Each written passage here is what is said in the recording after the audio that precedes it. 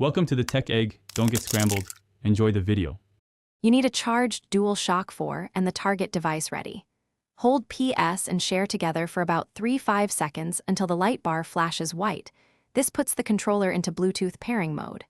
Make sure the device you're connecting to has Bluetooth enabled and is discoverable. Phones, PC, and many consoles show a list.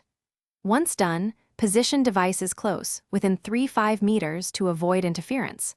Why? Strong signal reduces dropouts and speeds discovery. You now scan for a new Bluetooth device on your phone, PC, or tablet. Select the entry labeled wireless controller when it appears. On Windows, it may show as a removable device, on Mac OS as a game controller. If prompted for a PIN, enter 0000 or simply accept the prompt. Most systems won't ask.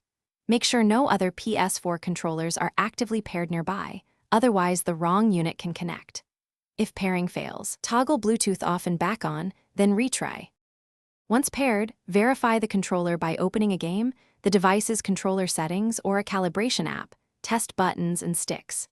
If Bluetooth won't connect, plug a USB cable to the Ps4 or PC to complete pairing and install drivers, then try wireless again. This often resolves driver handshake problems. If things still fail, reset the controller.